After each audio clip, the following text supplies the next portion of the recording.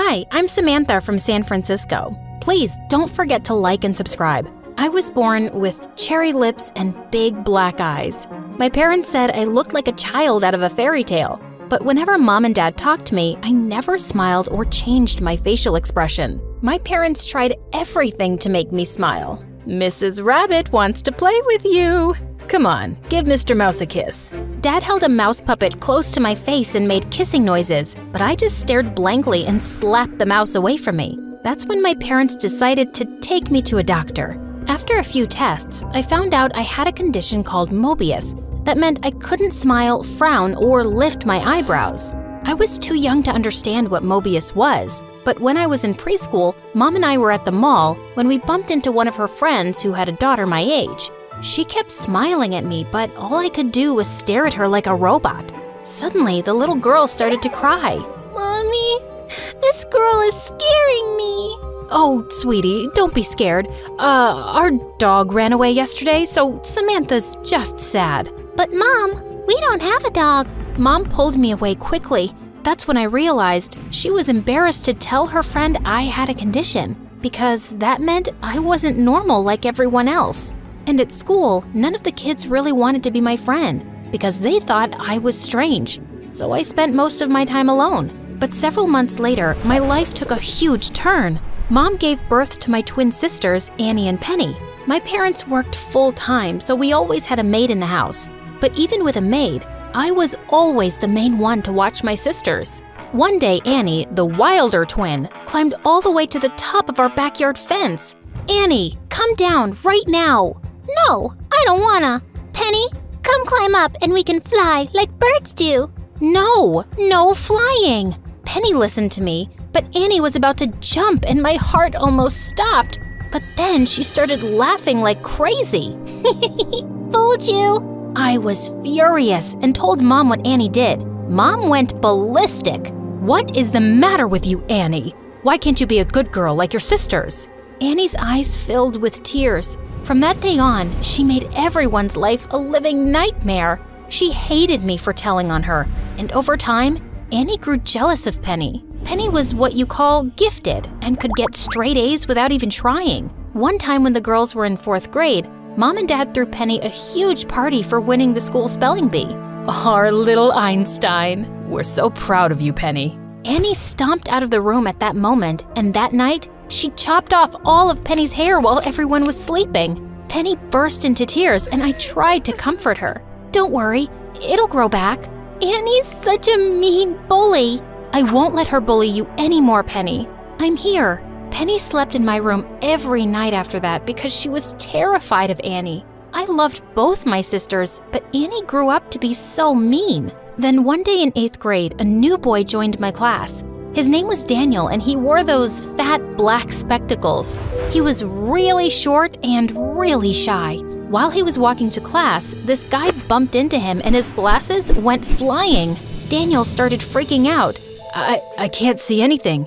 I saw Daniel's glasses on the floor and picked them up quickly. Here you go, but it looks like they're broken. It's okay. It's better than nothing. Daniel put on his broken glasses. He looked silly, but also kind of cute.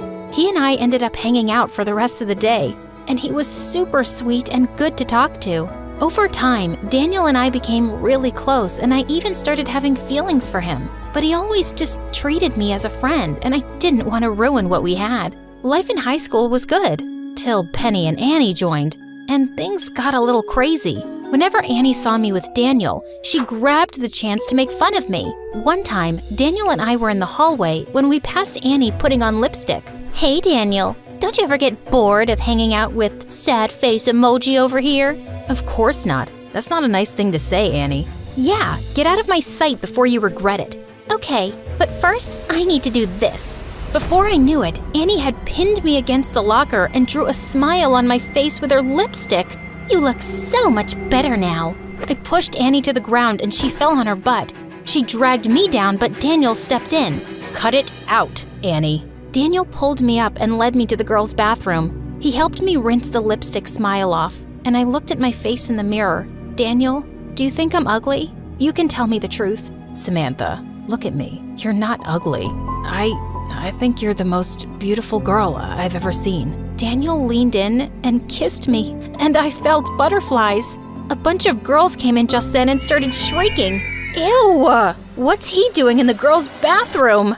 Daniel and I ran out, laughing like crazy. I was on cloud 9 all that week.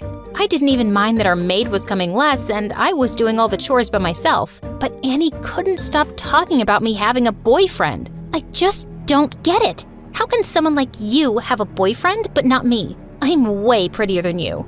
Well, not everything is about looks, Annie. As time passed, Penny started dating a popular jock at school. Her grades were still perfect and she got much more popular than Annie. Penny's life and mine were getting better and better, but Annie didn't have anything going for her. One morning, I woke up to find everybody at home, including my parents, which was rare. And Penny was super sick. Her face looked super bloated and she had red bumps all over her arms and legs.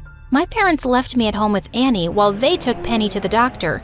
Annie was surprisingly well behaved and even stayed in to do homework. I decided it was safe to go out and see Daniel for a bit. But as I reached home, my parents and Penny had also just returned. Guys, what's going on? Penny, what did the doctor say was wrong? I have an autoimmune problem. Apparently, every time I get an allergic reaction, this is what'll happen. Penny hung her head and I walked back into the house with her. My parents left for work then, but just as we stepped inside, Penny looked at her phone and started to cry. Oh my God, just look what Annie posted.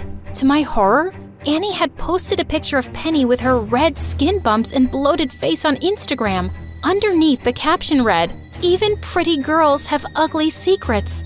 Just then, Annie came trotting down the stairs all dressed up. Annie, you're a monster. How could you do something like this? I couldn't help myself. It was just too funny. Penny looked totally Instagram-worthy. Before I could answer, Penny's boyfriend came down the stairs too. Here, babe, you forgot your jacket. Babe, what are you doing here? Annie invited me over while you and your sister were out. Listen, I can't date you anymore. Not after seeing your skin. He and Annie walked out the door before any of us could say anything. How could Annie do something so sick? I stayed with Penny the whole day and told my parents everything that had happened. They grounded Annie for 2 weeks. And then the strangest thing happened. Penny became more popular in school, and kids at school started ignoring Annie.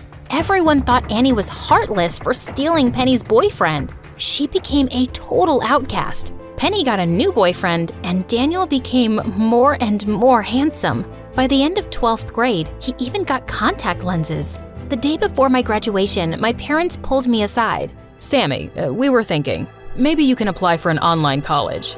We still really need you to keep an eye on your sister, sweetie. Are you kidding me? I've been the family nanny my whole life. It's about time you two took over and teach the twins to be responsible. I deserve to focus on my life now.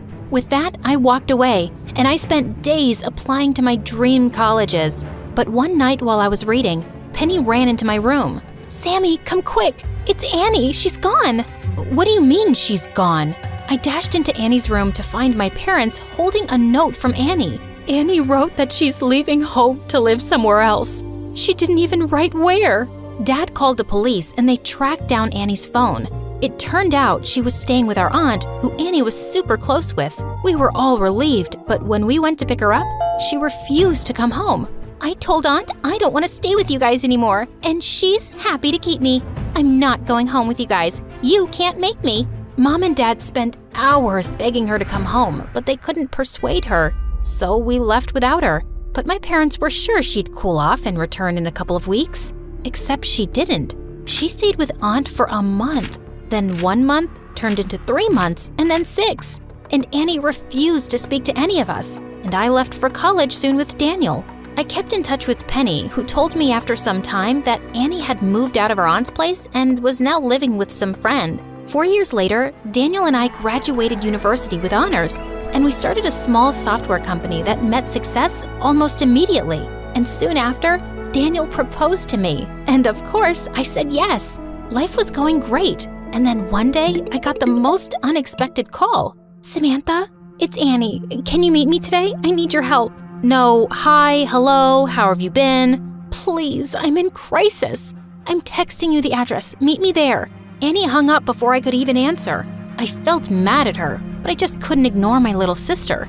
I went to the address and found her sitting on a bench outside a small building.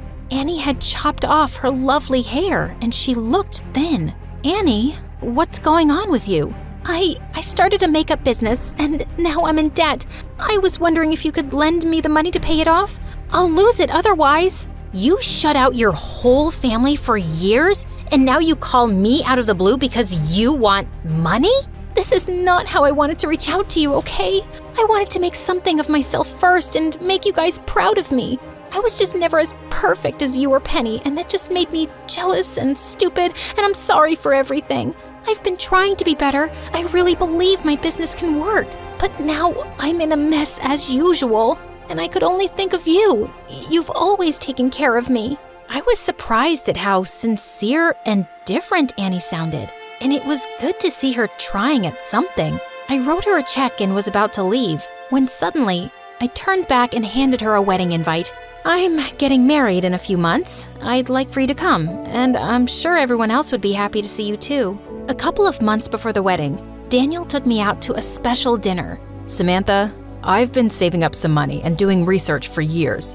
Mobius, your condition can't be cured, but it can be slightly corrected through surgery, and I just found this amazing surgeon.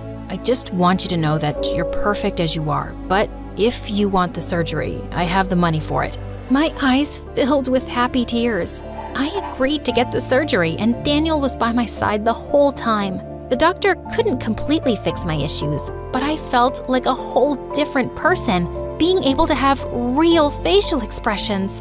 On the day of my wedding, my parents and Penny were with me in the dressing room when suddenly the door opened and Annie walked in. Everyone looked shocked to see her, but I was so happy she came. Guys, I know we've all had our issues, but can today be the day we all start to make up? My parents hugged Annie and we all cried, and even Penny joined in. Then my parents turned to me. Samantha, we're so happy for you and so grateful to you. We know we always put too much responsibility on you, and it wasn't fair. We want you to know that we really appreciate you, love. And hearing those words from them meant everything. My sisters walked me down the aisle, and I could hear people smiling and whispering that I looked amazing. Daniel beamed at me as he took my hand. You have the loveliest smile, Sammy.